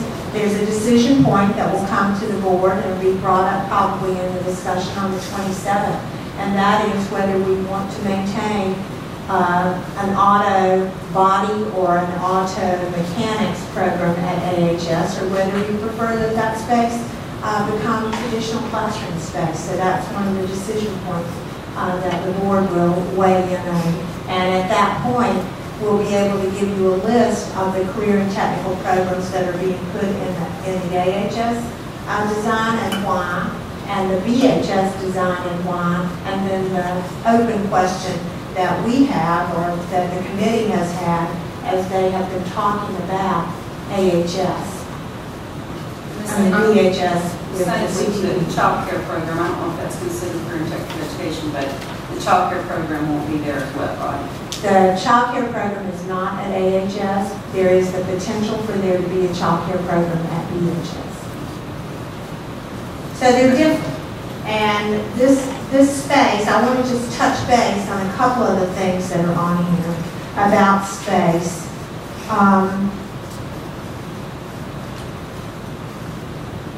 The schools, again, as I said, are very different, and what you have on here is a range of spaces that came from the architects. So at AHS, the core classrooms range between 776 square feet and 862 square feet, and that's math, English, science, and social studies. At Blacksburg, the spaces are between 780 and 792. The reason that they are smaller is multiple reasons. Number one, room sizes fluctuate through the design as the structured grid, wall types, and building units adjust to the program. So the way the building is built has something to do with how many square feet might be in a room. But the driver in the reduction in the space in the classroom square footage at BHS has been the desire of the committee and the users for us to try to create as many core classroom spaces in the building as we can do. And they felt that the sacrifice of 20 square feet in a room was a good use of space to accumulate additional square footage that could add more classrooms to the total building structure. And as it currently sits, the number of classrooms that are allocated in the BHS building after the building committee has had input exceeds the number that we had actually thought that we would have at BHS at this stage using the Montgomery County standards. And again, I would state that the standards document developed by the school board indicates that the standards were to be a guide for planning. And you can define guide in a number of ways. Does guide mean you have flexibility? That is the way that it has been interpreted to this point. At least flexibility within reason, not go down to 600 square feet in a classroom, which has not been the case. Interesting, some of the early proposals that we got in the first round had classrooms that standard were 700 square feet. Every single core classroom was labeled as 700 square feet. How many classrooms will there be in BHS? And how many classrooms will there be in Auburn?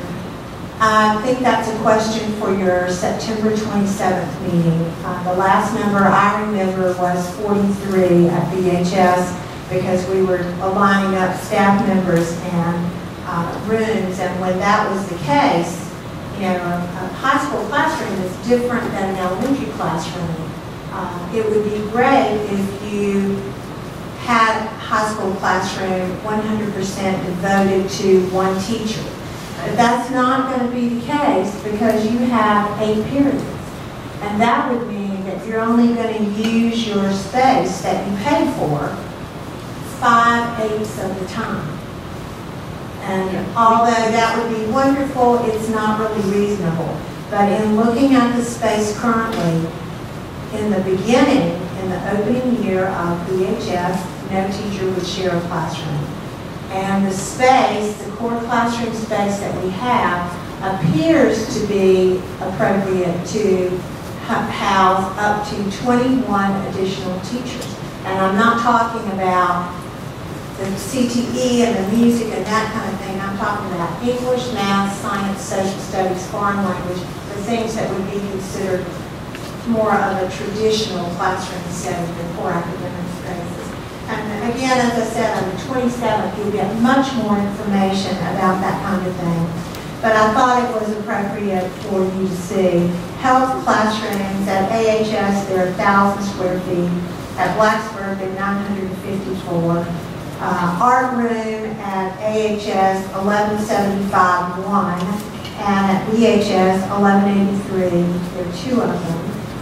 Art 3D, 1135 at AHS, 1183 at Blacksburg.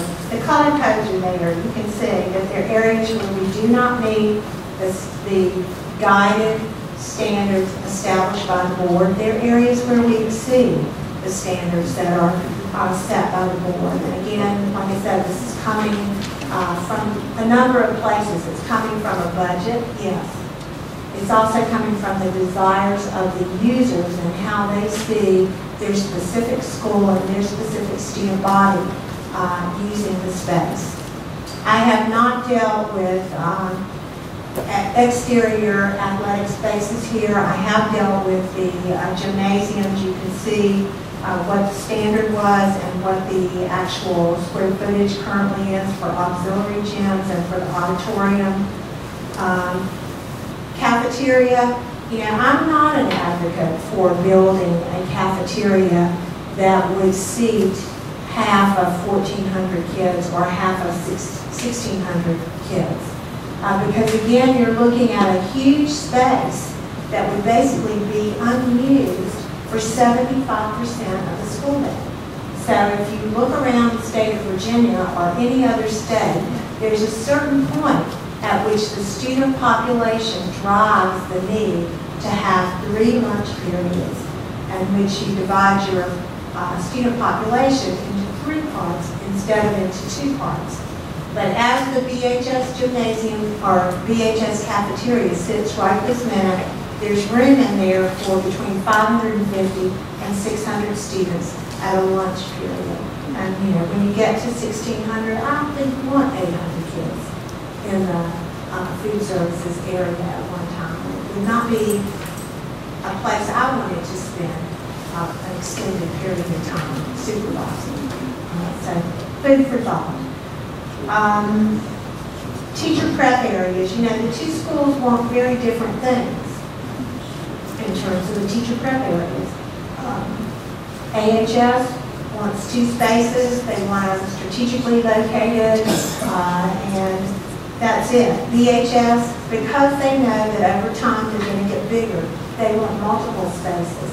But in the scenario that has been developed to this point, the teacher workroom spaces are actually almost identical to a classroom size. So that until you got to the point that you had to start sharing space, you could use the teacher workrooms for additional classrooms. Because if you have your room 100% of the time, then you don't need the office space. And initially there would be fairly small number of teachers who would not have their classroom available for the needs. So, again, a picture of what it's starting to look like in terms of square footage. Can you still tell me how many classrooms will be in Auburn? I do not recall that number off the top of my head because it's been a little bit longer since I looked at their drawing. But again, the architects will be able to tell you that. And then on the cafeteria, both schools are going to be larger in size than was recommended. That is correct. And again, there are places where they're both smaller. So, yeah. How does the individual school and the needs there define where you might have flexibility in the space? So I would say that the last 8 weeks have been a time of intense work by the building committee, and I want to restate that. It's been 8 weeks. I've been to a number of these meetings. Things change day to day to day about what that interior space design looks like, because you are at less than 35% design for the school. And if you were designing a home, you would expect that it would be changing day to day to day, especially at this stage of design. The interior design process has been very fluid as the architects attempted to respond to suggestions and priorities of the users and the building committee. Ultimately, the school board will approve, modify, and evaluate the project design before it can move to the next phase. At the same time that design has been taking place, the projects continue to move forward from a construction perspective as the goals of early grading and early foundation packages have been actively pursued. Some communications methods and tools used thus far are listed on the screen. By no means are we finished, and it will become more and more open and prevalent as we move into greater detail in the project. Again, you're going from a 10% design or schematic to a point where the building is beginning to have some shape, and you're beginning to see how the program aligns with the shapes. There's a lot of informal discussion and word of mouth that has some correct information out there, and it has some incorrect information out there. And the 9:20, the meeting tonight, and the 9:27 presentations will provide everyone, board, and then the public, as much current best information as we can possibly share. I'm convinced that we're building 3 excellent schools that will support the program needs of the 3 populations and that will serve multiple future generations in a very high quality fashion. Does that mean that you get every single thing that you would like to have? No. But does it mean that you are creating a building that is of high quality, that is based on good standards, that is well constructed, and that will have internal flexibility to be a great school for students 50 years from now, when I'm not worried about what it looks like at that point or what it's doing. But, we dealt with the fallout of a school, a 40-year-old school, that perhaps didn't have sustainability. And one of the things that we've been really looking at with this building is the sustainability and incorporating some flexibility as well. I'm happy to answer questions. Again, I know some of the specifics. I don't know all of the specifics. If you've got things that you would like to ask me to react to, I'm happy to do that. Mr. Chair? Yes. Well, based on your response to some of the other questions, I think probably not my questions should be reserved for Tuesday night as well. But a couple of things I would like to have some information on Tuesday night are the athletic facilities and what, as well as what changes might occur here from the proposal that we approved, the athletic facilities. And I'm interested in knowing whether, in fact, a field house type of structure would indeed result in cost savings, which is something that I've heard a couple of times. So those are things I'd like to know. We will certainly put that on the list. Yes. Just looking at the page that you have up right there, you'll see 5 red areas for Blacksburg and 15 red areas for Auburn. But I think over on the Blacksburg side, we have 3 black areas that need to be red. The 3D art room, the computer lab, and the foreign language classroom. So I think we need to have 8 red on the Blacksburg side instead of 5.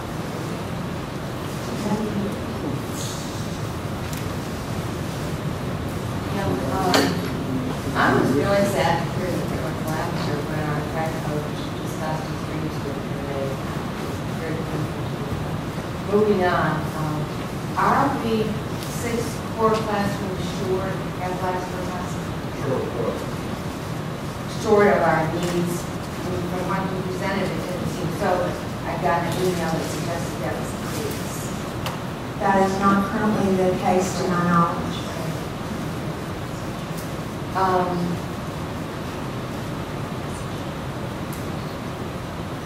With the baseball field, it suggested that we're not going to have the same facilities or the same that we had at the old high school. Is that true? You have to remember that there were a lot of volunteer projects and a lot of booster projects that were done after the primary facility was built. And that's the case on each and every one of our school campuses. You start with what's required sometimes, and then you add through individual school initiative some of the special things. And this school will start with the baseball field. It's planned to start with the baseball field. There are minimum number of bleacher seats planned for the baseball field.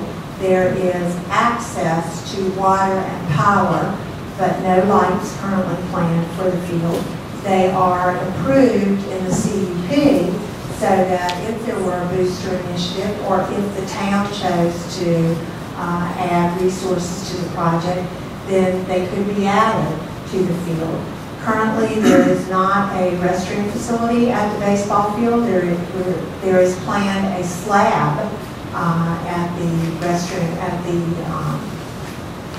baseball field that would initially support porta-johns.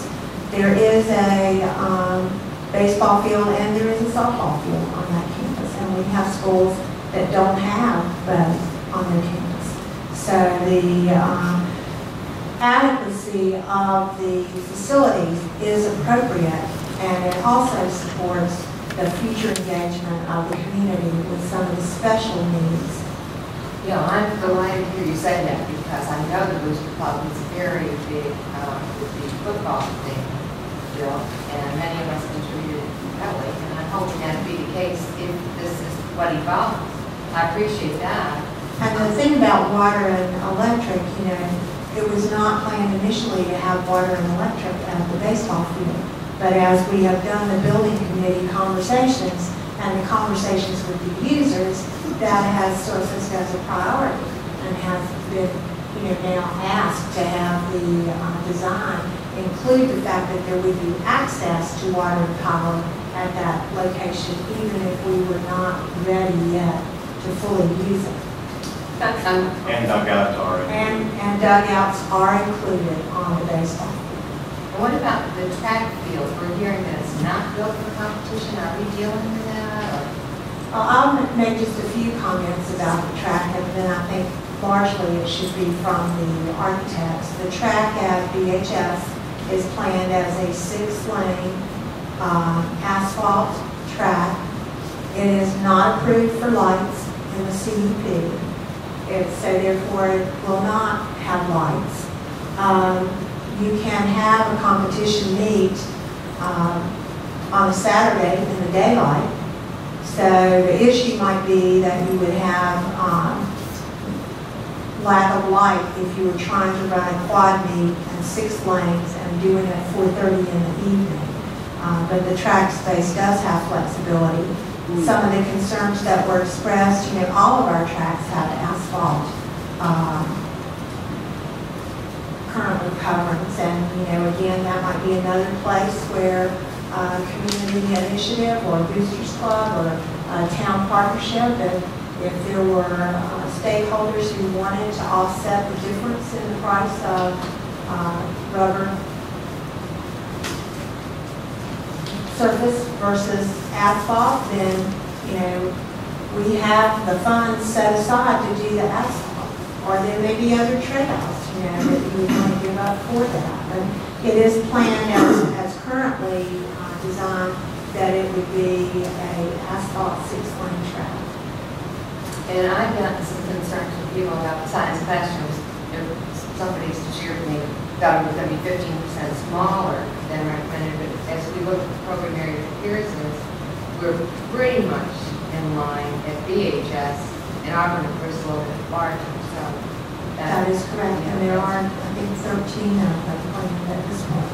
At one school, and I believe either three or four at the other. Is there dugouts planned for softball field?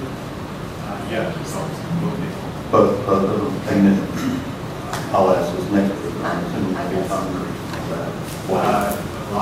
Block the power, electricity and water run to it. Okay.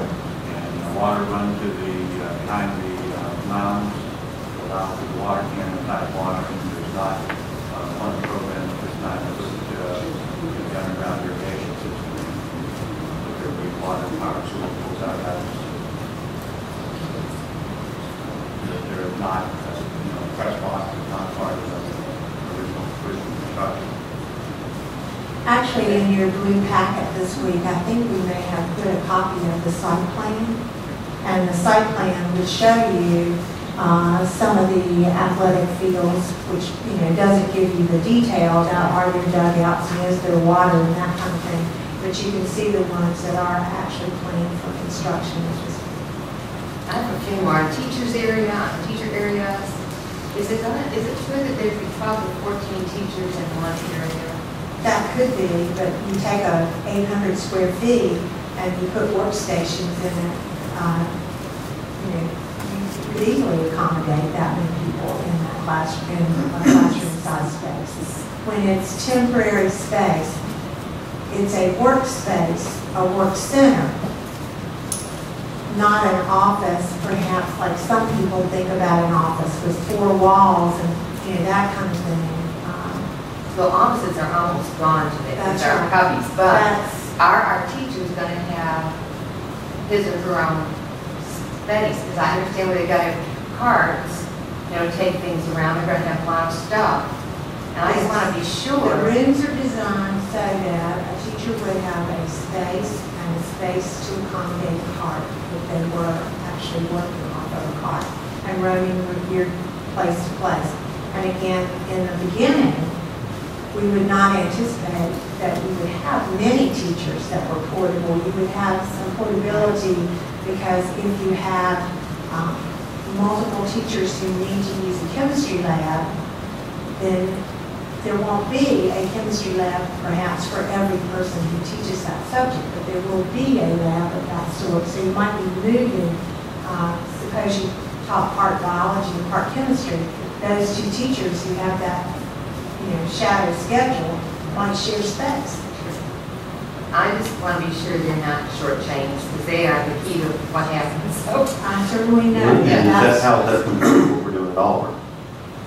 Auburn has, they chose 2 teacher spaces, and there's, I think it was like 1,300 square feet They're in huge, there. yeah, they're almost 1 3/4 size classrooms, Yes. almost twice.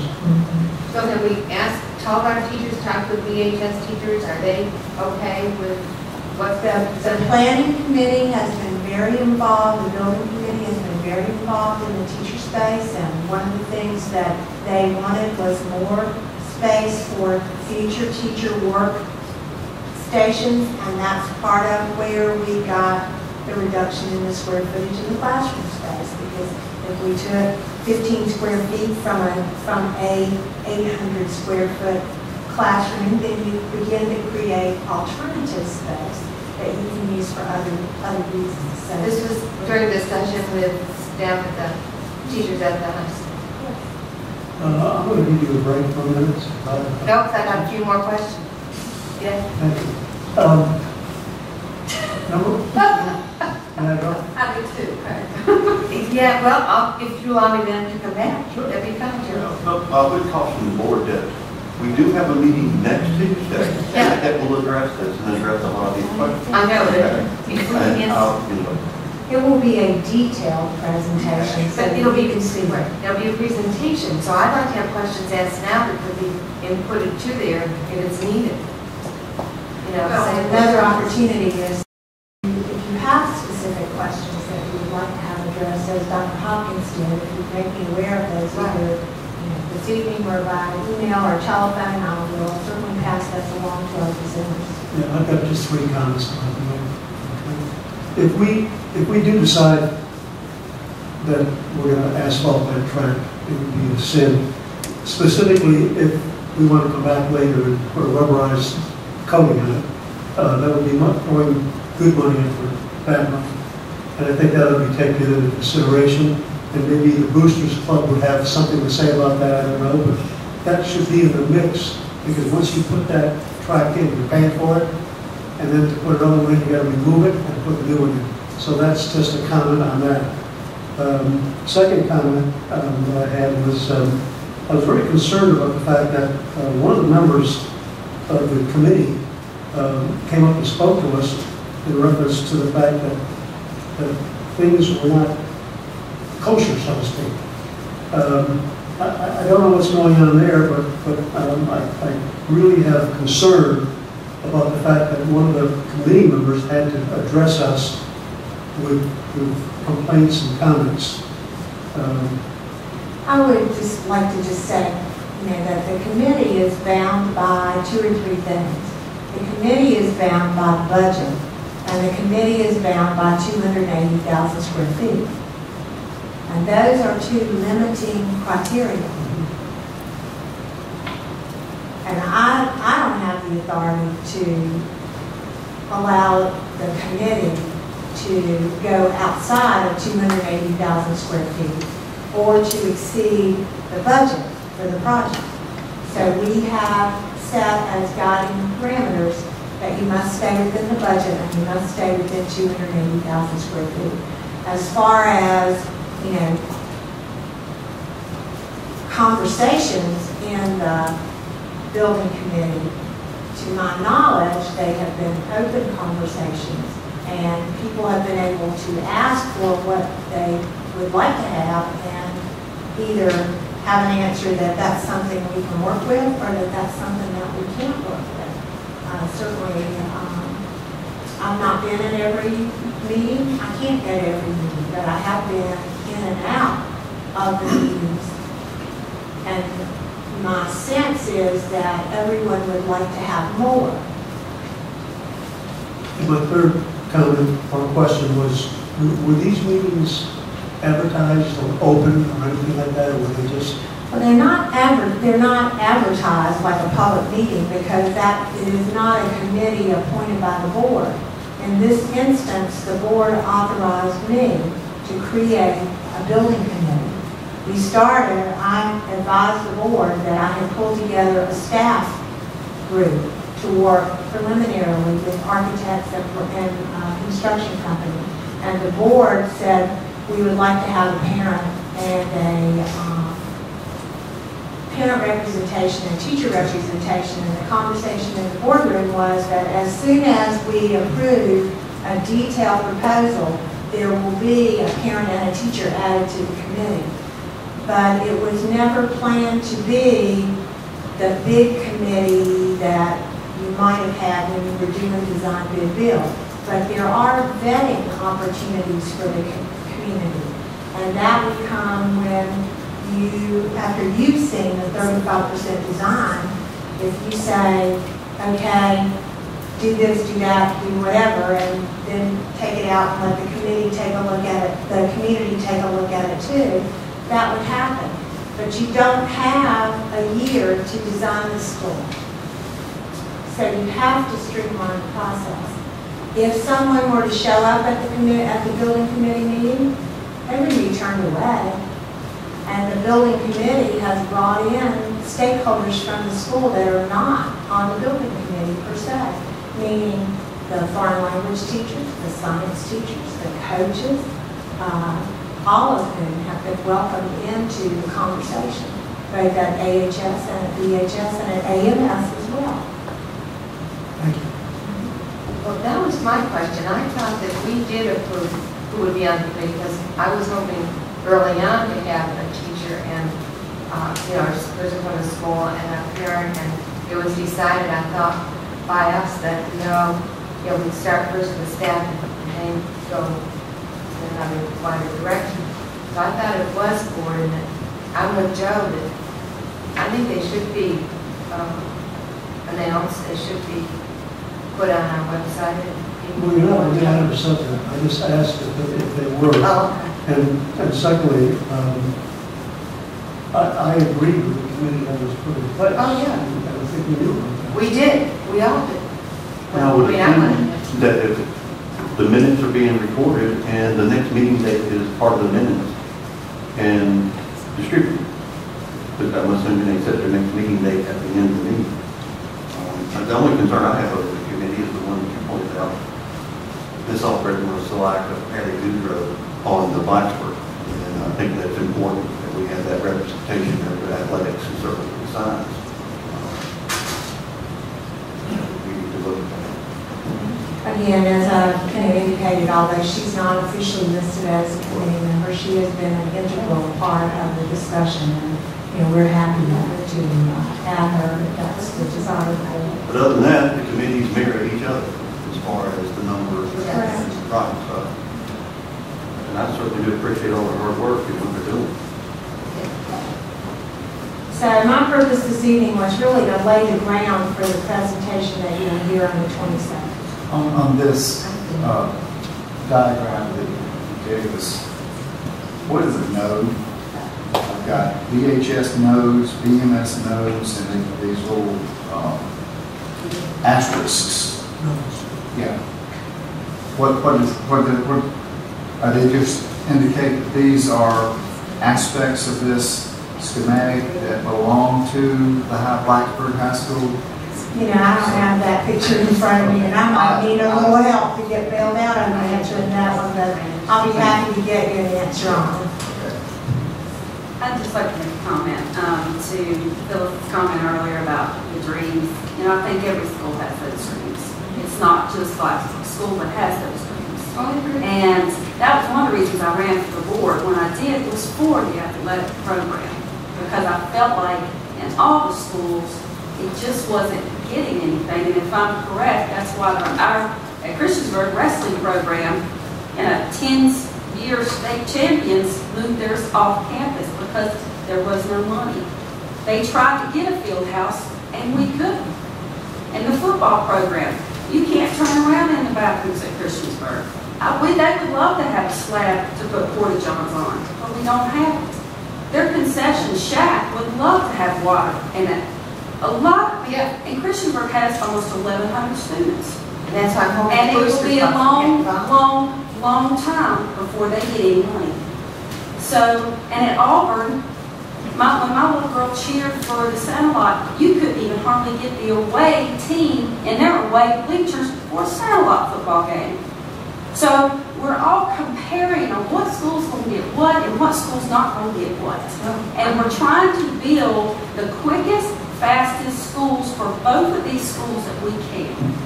And it just bothers me, and for no political gain do I make any decision. I'm not running for election.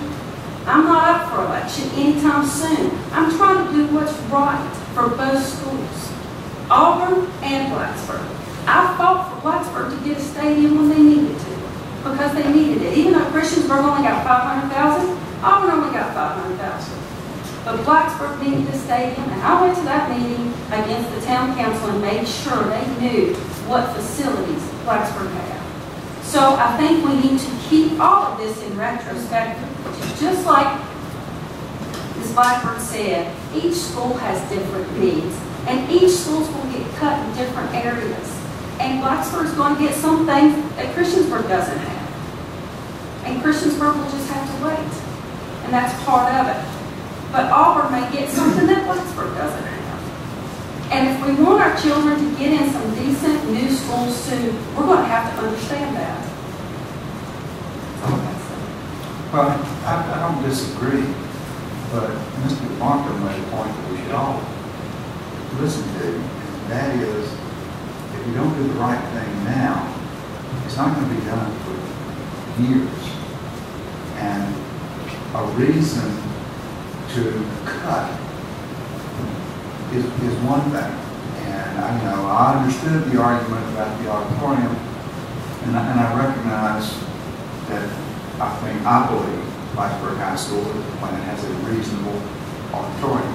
I'm not so sure that some of the other cuts are reasonable. I ask questions Tuesday night. But one reason not to cut something from either the Auburn or Blacksburg High School plan is because an existing high school doesn't have it. I mean, that's not a reason to cut. It doesn't make sense to me to say we can't do this because Christiansburg doesn't have it, so Blacksburg can't have it. No, that's not a reason to cut something. A reason to cut it, that there are legitimate reasons for cutting things. But and we need to be confronted with that the fact that there's not a school in Blacksburg right now. But I wasn't talking about cutting.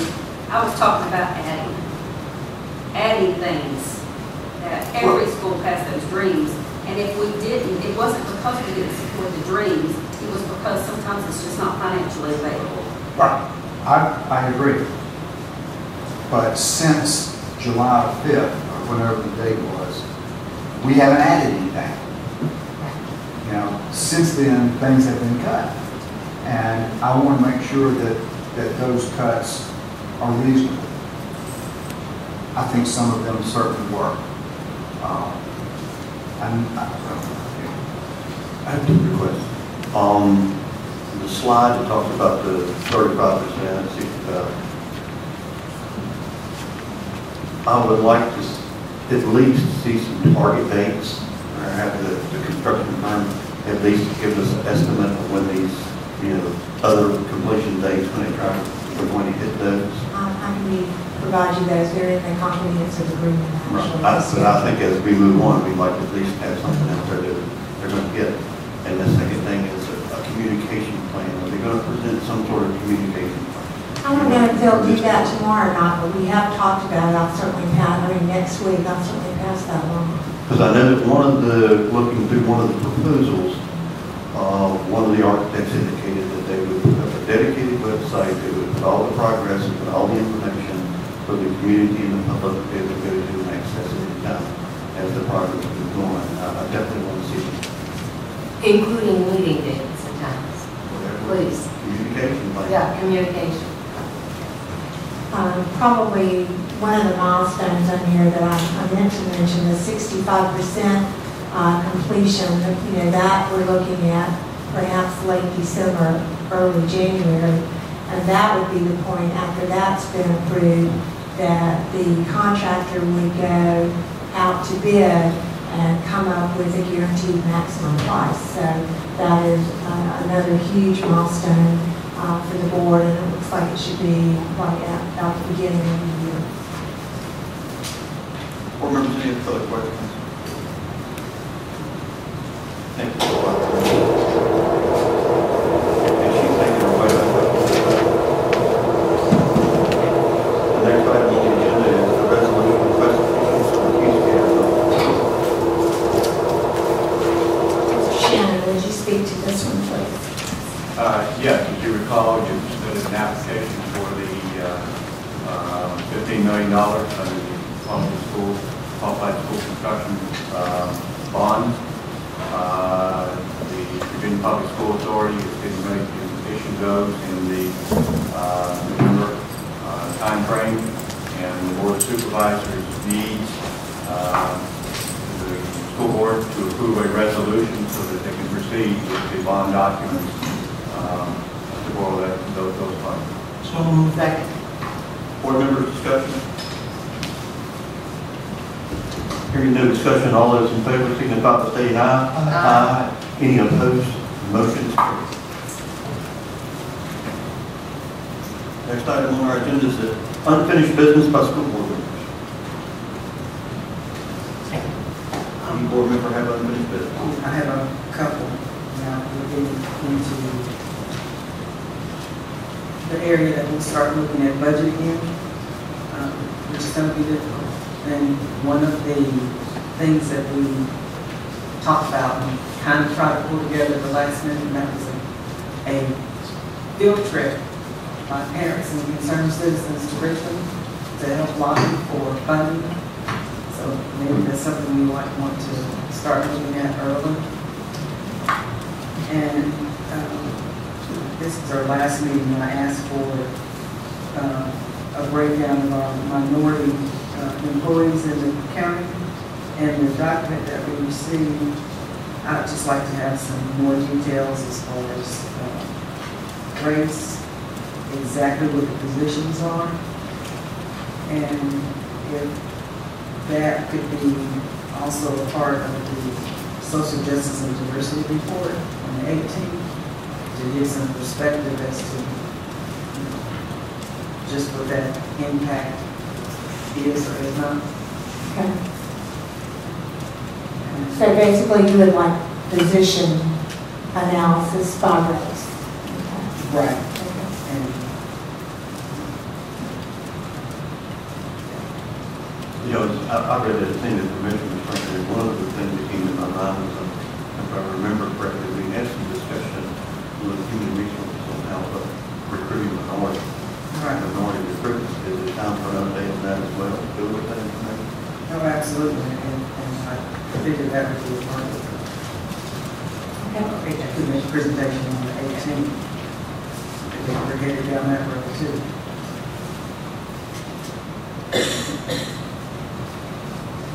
Dave? Any other board members on this business? New business by school board members. As you see, we had a special meeting for the presentation on the facility design for AHS, AMS, BHS. I told board members last week about the meeting next Tuesday, 7 p.m. here. We are confirming the place that will either be here or in the multi-purpose room here. Okay. We've not got closure on that yet. Okay.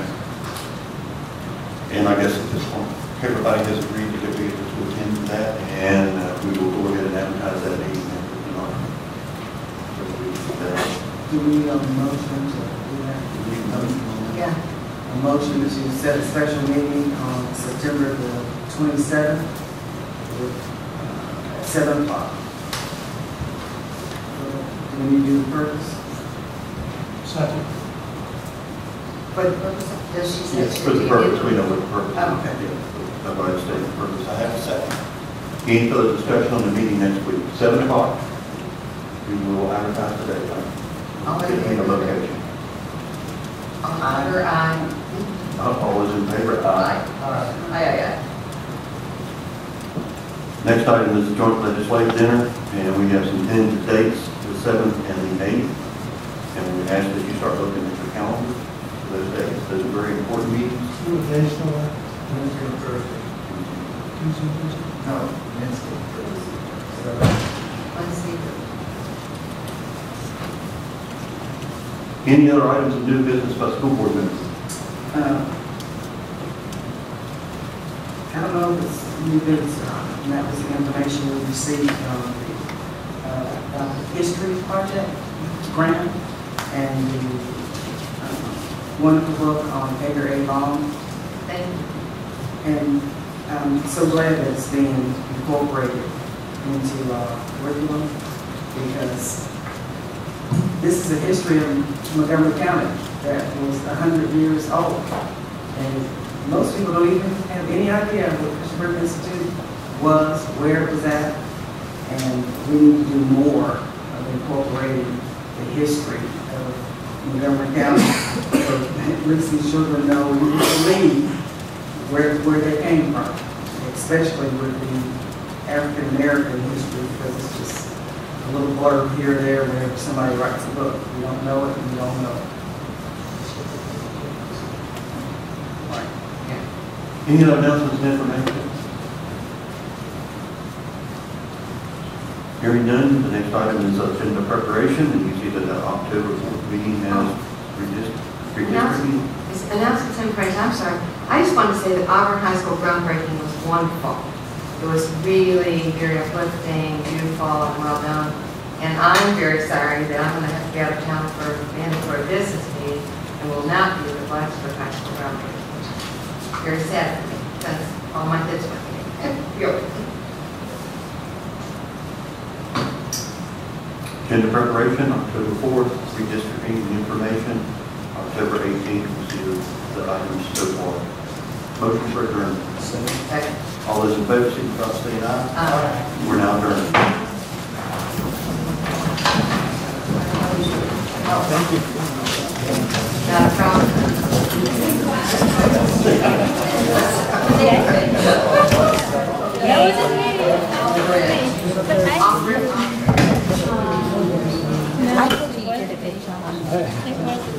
I'm actually. What you want to do? Okay, Saturday. Okay.